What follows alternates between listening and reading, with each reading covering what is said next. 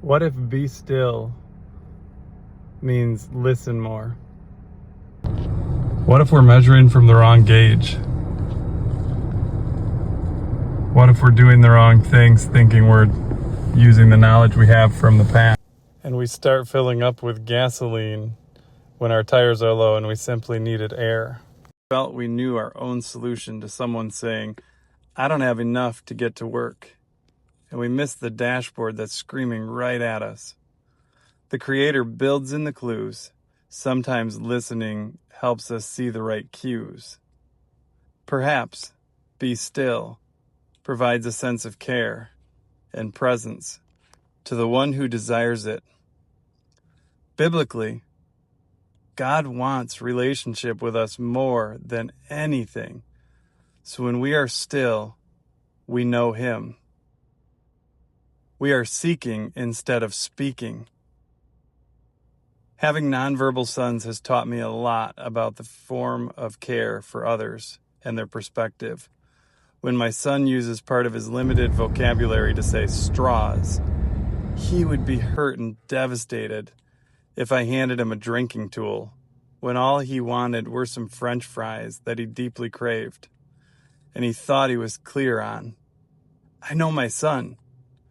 I've listened well enough and gotten curious enough to realize what he's truly desiring in those moments when his words don't match his goals. It's taken me time, lots of time. I invest in him with an all-in mindset because I love him more than just about anything. His dashboard tells me things, but it's different than what I would expect. It has taken me the ability to be still, to value my relationship with him, putting him first as my priority.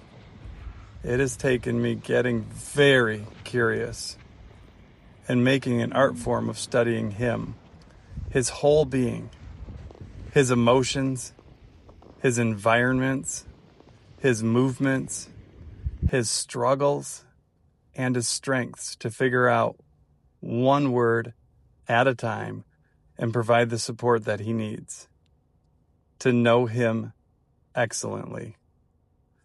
God asks us to be still in order to know him excellently. In other words, each word of him is worth studying deeply and looking for even the nonverbal cues to his clues that we find in his word and world.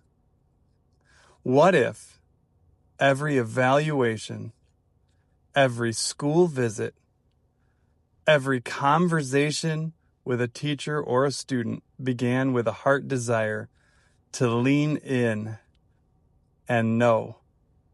Lean in with curiosity, to put that person as our priority, not to assume we have the right dashboard for understanding in that moment, but to listen with care, leaning in with a commitment to know their desire before we speak, to know them, to transform by being present in a new way, a stillness of curiosity that welcomes deeper love and solutions off their dashboard of need.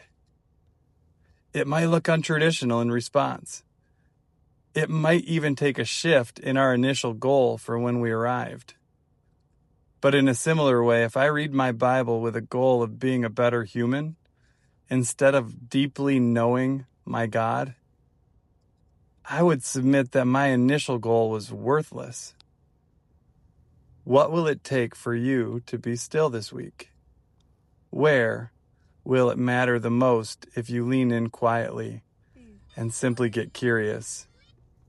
And what benefits might you have in relationship in knowing the ones that we serve?